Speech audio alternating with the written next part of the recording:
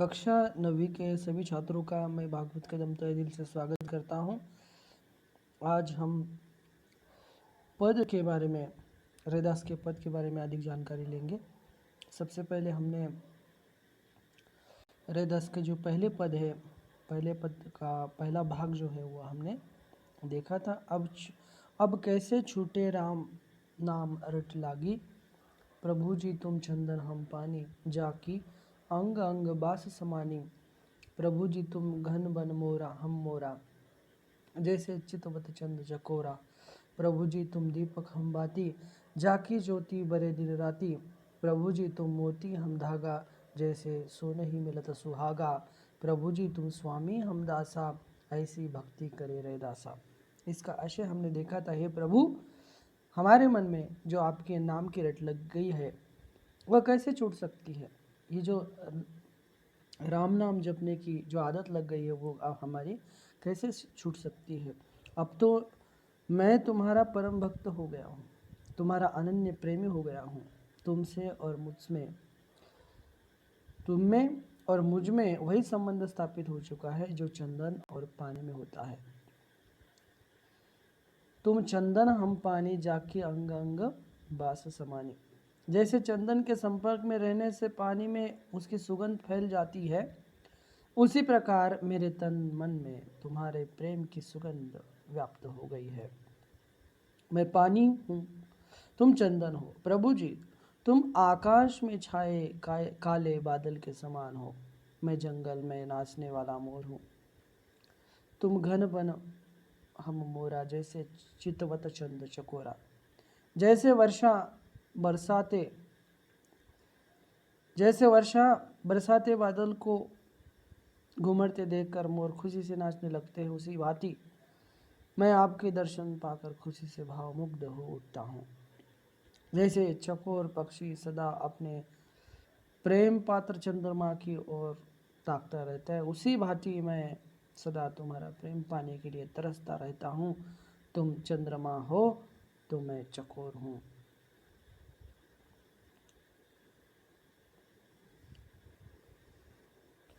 तुम घन बन हम मोरा, जैसे चितवत चंद चकोरा। हे प्रभु, प्रभु जी तुम मोती, प्रभु जी तुम दीपक हम बाती, जाकी ज्योति बरे दिन राती। हे प्रभु जी तुम दीपक हो, मैं तुम्हारी बाती हूँ। मैं बाती के समान सदा तुम्हारे प्रेम में जलता रहता हूँ। तुम्हारे प्रेम की चमक दिन रात मेरे मन में समाई रहती है। प्रभु तुम मोती हम धागा, जैसे सुनहि मिलत सुहागा, प्रभु तुम मोती के समान उज्जवल पवित्र और सुंदर हो। मैं उसमें पिरोया हुआ धागा हूँ। मेरा तन मन तुम्हारी ही कांति से ओतप्रोत है। तुम्हारा और मेरा मिलन सोने और सुहागे के मिलन के समान पवित्र है। जैसे सुहागे के संपर्क में आकर सोना अधिक खरा होता है, शुद्ध होता है, पवित्र होता है, उसी की भांति तुम्हारे संपर्क में रहने से मैं शुद्ध बुद्ध हो जाता हूँ। हे प्रभु जी तुम स्वामी हम दासा, ऐसी भक्ति करे रे दासा। हे प्रभु जी तुम मेरे स्वामी हो, तुम मेरे ईश्वर हो, तुम मेरे भगवान हो। मैं तुम्हारा दास हूँ, मैं सेवक हूँ, मैं रविदास तुम्हारे चरणों में इसी प्रकार की दास्य भक्ति अर्पित करता हूँ। इसी प्रकार मैं आपके चरणों में सेवा करता रहूँगा। तो यहाँ पर ये जो पद है ये हमने पहले वीडियो में पहले पद देखे हैं। अब दूसरी पंक्तियाँ हम देखेंगे दूसरे भाग के। ऐसी लाल तुझ बिनु कौन करे, गरीब निवाजो गुसैया, मेरा माथे छत्रु धरे, जाकी छोटी जगत कहूँ लागेता, पर तू ही धरे, नीचहूँ ऊंच करे, मेरा गोविंदु काहू ते न डरे। नामदेव कबीरु तिलोचनु सदना सैनु तरे, कही रविदासु सुनहु रे, संतहु हरिजीउ ते सबे सरे। इसमें लाल जो ऐसी लाल, लाल का अर्थ है स्वामी, कौनु यानी कि कौन। तो इसमें रैदास जी अपने प्रभु की कृपालता को स्वीकार करते हुए कहते हैं, ये प्रभु तुम्हारे बिना कौन कृपालु है, ऐसी लाल तुझ बिनु कौन करे। हे प्रभु तुम्हारे बिना कौन ऐसा कृपालु है जो भक्त के लिए इतना बड़ा कार्य कर सके। सिर्फ तुम ही भक्त के लिए कार्य कर सकते हो, तुम बहुत कृपालु हो हे प्रभु। गरीब निवाजू हो आप। गरीब निवाजू का अर्थ है दीन दुखियों पर कृपा करने वाला। गुस्सैया का अर्थ है स्वामी। गरीब निवाजू, तुम गरीबों पर तथा दीन दुखियों पर कृपा करने वाले हो। तुम ही ऐसे कृपालु स्वामी हो जिसने मुझे अछूत और नीच के माथे पर राजाओं जैसा छत्र रख दिया। गरीब निवाजू गुस्सैया मेरा माथे छत्र धरिए। हे कृपालु, हे कृपा निधान, हे प्रभु तुमने दीन दुखियों पर कृपा की है। और आज हे स्वामी, गुस्सैया का अर्थ है स्वामी, हे स्वामी आज अपने मेरे माथे पर राजाओं के जैसा मुकुट जो है वो रख दिया है। अर्थात तुम्ही ने मुझे राजाओं जैसा सम्मान प्रदान किया है। हे प्रभु मैं वह अभागा हूँ जिसको छूने मात्र से सारे संसार को दोष लगता है। संत रविदास कह रहे हैं कि सिर्फ मुझे छूने मात्र से लोग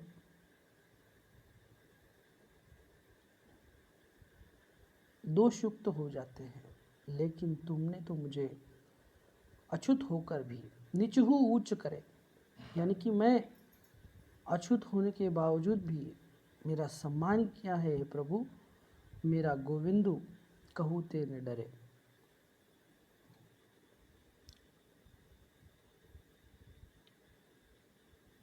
यानी जिसको छूने मात्र से संसार को दोष लगता है तब भी हे स्वामी तुमने मुझ पर असीम कृपा की है, मुझ पर तुम द्रवित हो गए हो, तुमने मुझ पर कृपा की है।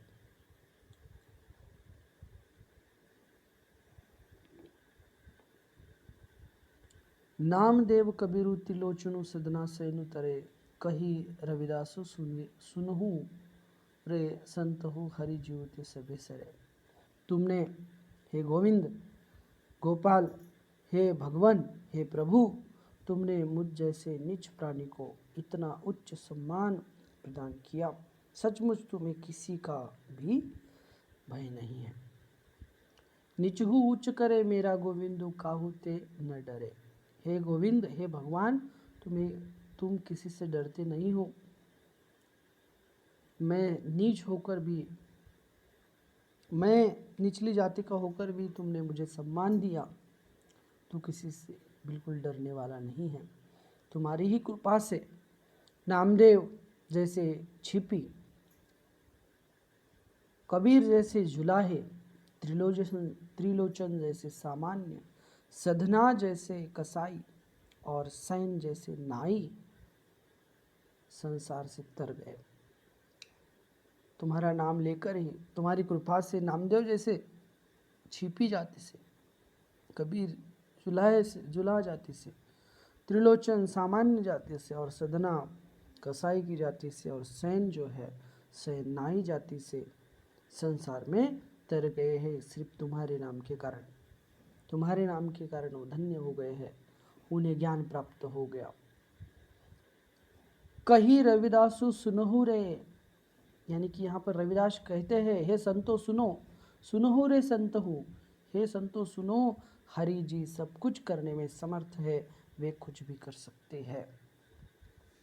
हरि जीव ते सभे सरे, सभे सरे का अर्थ है सब कुछ संभव हो जाता है। हरि जीव का अर्थ है हरि जी से, यानी कि प्रभु से सब कुछ संभव हो सकता है। यहाँ पर रविदास अंत में कहते हैं कि हे संतो सुनो, हरि जी यानी कि प्रभु जो सब कुछ करने में समर्थ है, वे कुछ भी कर सकते हैं, उनकी भक्ति करना बहुत आवश्यक है। तो यहाँ पर कुछ अर्थ है जो है यहाँ पर मैंने यहाँ पर दिए हुए हैं।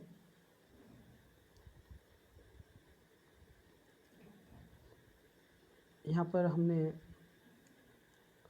नामदेव जी के बारे में आपको थोड़ी सी जानकारी देना चाहते हैं। महाराष्ट्र के एक संत, इन्होंने मराठी और हिंदी दोनों भाषाओं में रचना की है। त्रिलोचन जो है एक प्रसिद्ध वैष्णव आचार्य है जो ज्ञानदेव और नामदेव के गुरु थे। सदना एक उच्च कोटि के संत जो नामदेव के समकालीन माने जाते हैं। सैनु जो है ये भी एक संत है, प्रसिद्ध संत है। सेना नावी जिसे महाराष्ट्र में कहा जाता है। आज गुरु ग्रंथ साहिब में संग्रहित पद के आधार पर इन्हें रामानंद का समकालीन माना जाता है। हरिजू यानी कि हरि से सबे सरे यानी कि सब कुछ संभव हो जाता है। यहाँ पर कुछ संतों के बारे में हमने जानकारी ली है और कुछ अर्थ भी जो है वो भी हमने देखे हैं। तो फिर से एक बार व्याख्या अगर देखेंगे तो देखिए, रैदास अपने प्रभु की कृपालता को स्वीकार करते हुए कहते हैं कि ये प्रभु, तुम्हारे बिना कौन ऐसा कृपालु है जो भक्त के लिए इतना बड़ा कार्य कर सके। तुम गरीबों तथा दीन दुखियों पर कृपा करने वाले हो। तुम ही ऐसे कृपालु स्वामी हो जिसने मुझ जैसे अछूत और नीच के माथे पर राजाओं जैसा छत्र रख दिया है, राजाओं जैसा मुकुट रख दिया है। अर्थात तुम्ही ने मुझे राजाओं जैसा सम्मान प्रदान किया है। मैं वह अभागा हूँ जिसको छूने मात्र से सारे संसार को दोष लगता है। तब भी हे स्वामी, तुमने मुझ पर असीम कृपा की है, मुझ पर द्रवित हो गए। हे गोविंद, तुमने मुझ जैसे नीच प्राणी को इतना उच्च सम्मान प्रदान किया। सचमुच तुम्हें किसी का भय नहीं है। तुम्हारी कृपा से नामदेव जैसे छिपी, कबीर जैसे जुलाहे, त्रिलोचन जैसे सामान्य, सदना जैसे कसाई और सैन जैसे नाई संसार से तर गए हैं। उन्हें ज्ञान प्राप्त हो गया है। रविदास कहते हैं, संतो सुनो, हरि जी सब कुछ करने में समर्थ है, वे कुछ भी कर सकते हैं। तो यहाँ पर रविदास के पद के बारे में हमने जानकारी ली है। आपकी कुछ समस्या हो तो मुझसे आप ज़रूर संपर्क कर सकते हैं बच्चों। बहुत बहुत धन्यवाद। आज हम प्रश्नों के उत्तर देखेंगे। निम्नलिखित प्रश्नों के उत्तर दीजिए। पहले पद में भगवान और भक्त की जिन जिन चीज़ों से तुलना की गई है उनका उल्लेख कीजिए। तो देखिए यहाँ पर उत्तर है।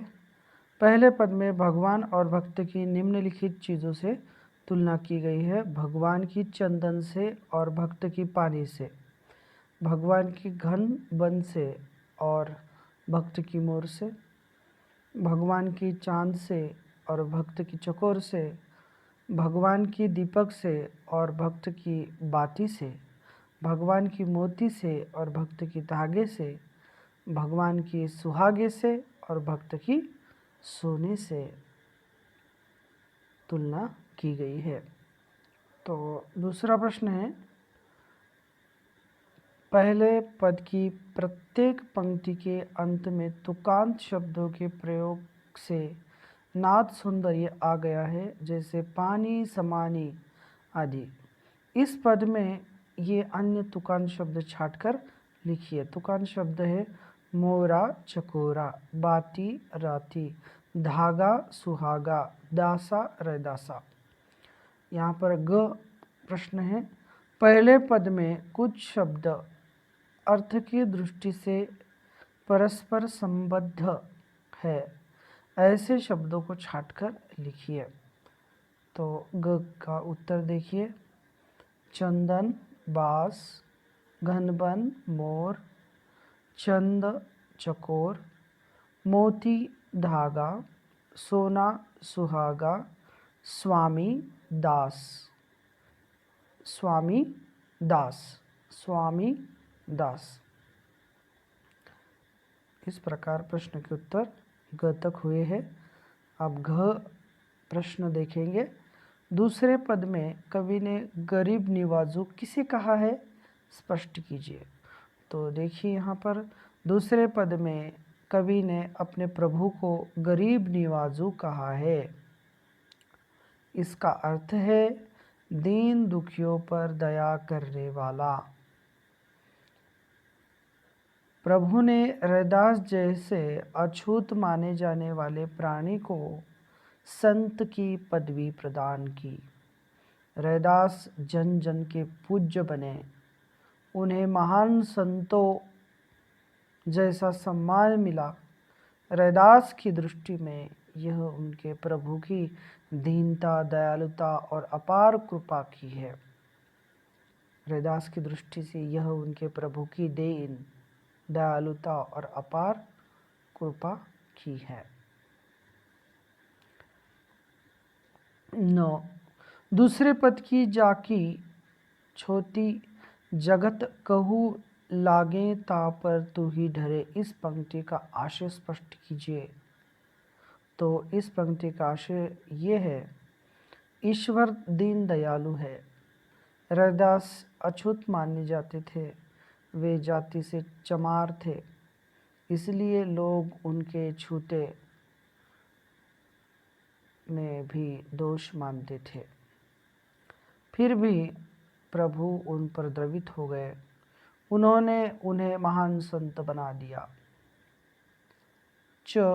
रैदास ने अपने स्वामी को किन किन नामों से पुकारा है? तो देखना है, रैदास ने अपने स्वामी को लाल, गरीब निवाजू, गुसैया, गोबिंदू आदि नामों से पुकारा है। 6 निम्नलिखित शब्दों के प्रचलित रूप लिखिए।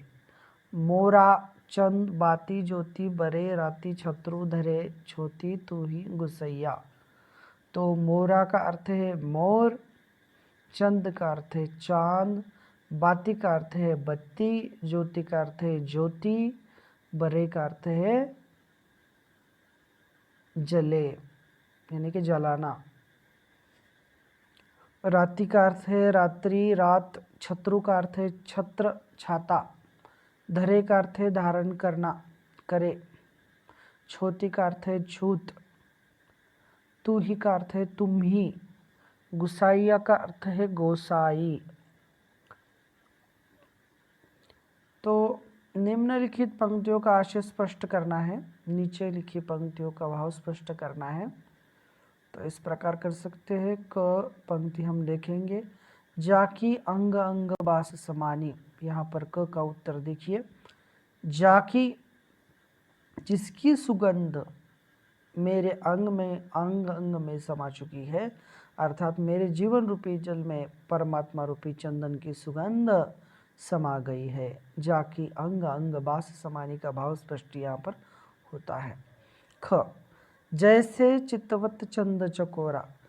यहाँ पर ख का उत्तर देखिए बच्चों, जिस प्रकार चकोर पक्षी दिन रात चांद की ओर निहारता रहता है, वैसे ही मैं अपने प्रभु की ओर निहारता रहता हूँ, देखता रहता हूँ। जैसे चितवत चंद चकोरा।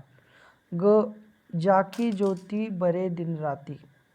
रैदास कहते हैं, ग का उत्तर देखिए, रैदास कहते हैं कि उसके जीवन में दिन रात उसी प्रभु की ज्योति जल रही है।